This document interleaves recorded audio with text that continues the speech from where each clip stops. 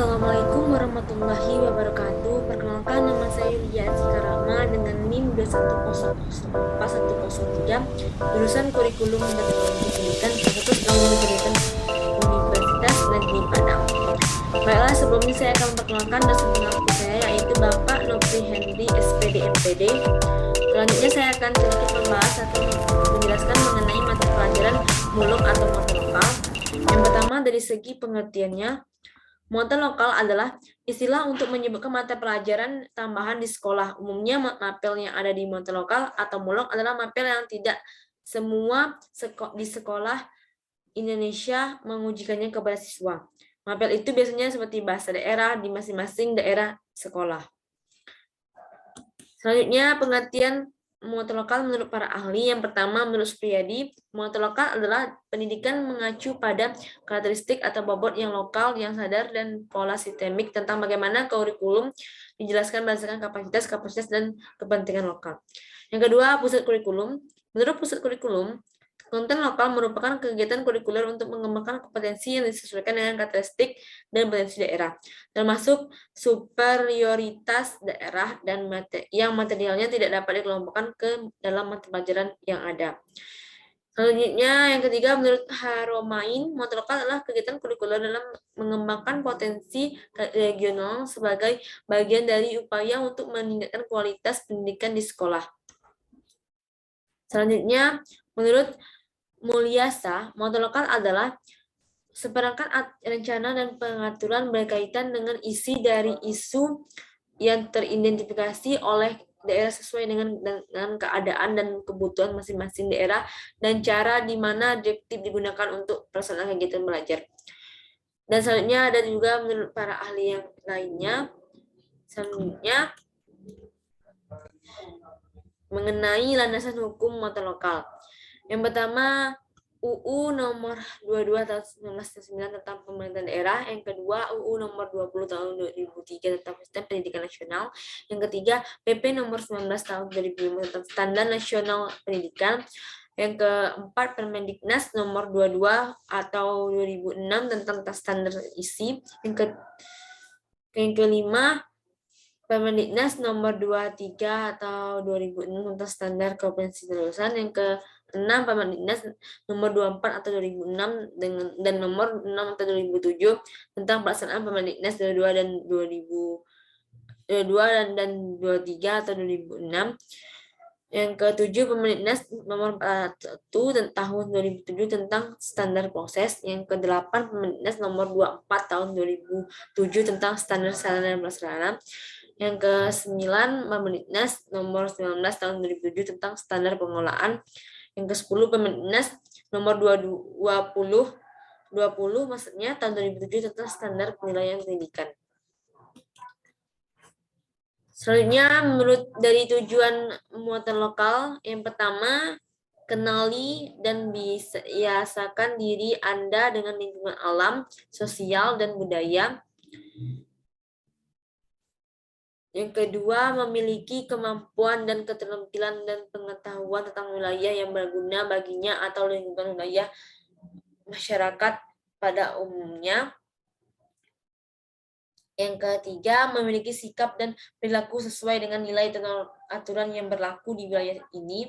Yang keempat, menyadari lingkungan dan masalah yang ada di masyarakat dapat membantu untuk menemukan solusinya. Fungsi muatan lokal, yaitu yang pertama fungsi penyesuaian. Madrasah merupakan salah satu komponen masyarakat karena masa berada di dalam masyarakat. Yang kedua, fungsi integrasi. Siswa merupakan bagian dari integral dari masyarakat. Oleh karena itu, konten lokal adalah program pendidikan yang berfungsi untuk melatih siswa individu untuk berkontribusi pada masyarakat dan lingkungannya, atau untuk berfungsi untuk membangun dan mengintegrasikan siswa pribadi dengan komunitas mereka.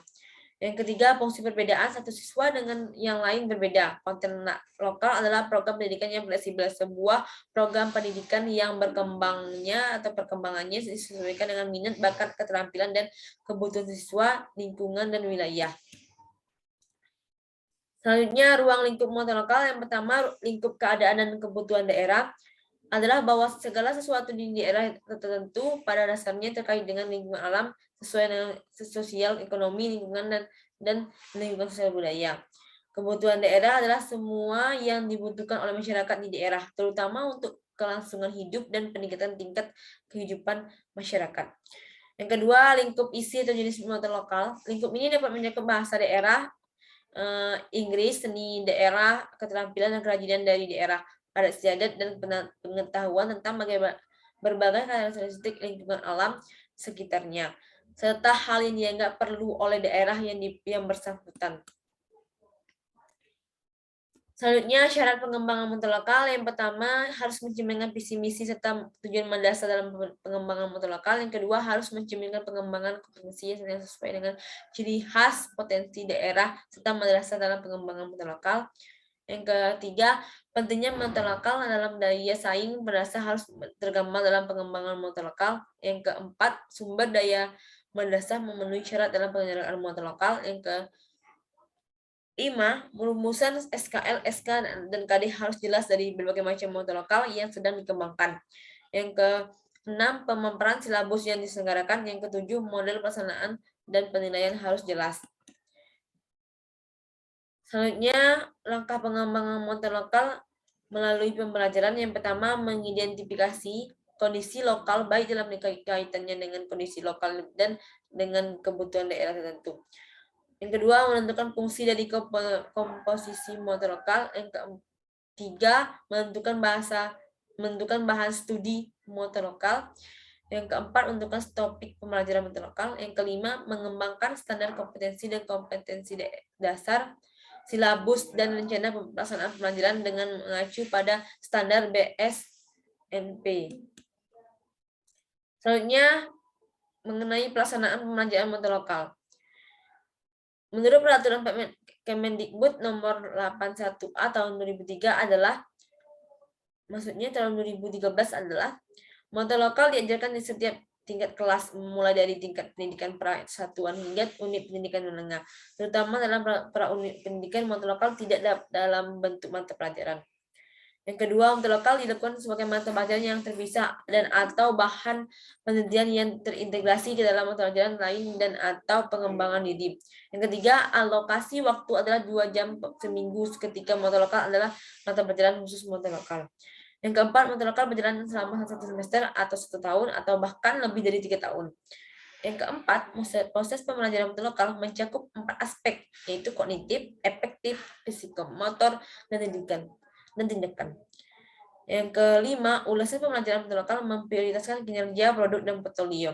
Yang keenam, unit pendidikan dapat menentukan satu atau lebih jenis materi pelajaran atau untuk motor lokal. Yang kedelapan, pemilihan pajak lokal disesuaikan dengan kemampuan dan karakteristik unit pendidikan. Yang kesembilan, unit pendidikan yang tidak memiliki staf khusus untuk motor lokal dapat bekerjasama atau menggunakan kekuatan pihak lainnya. Baiklah,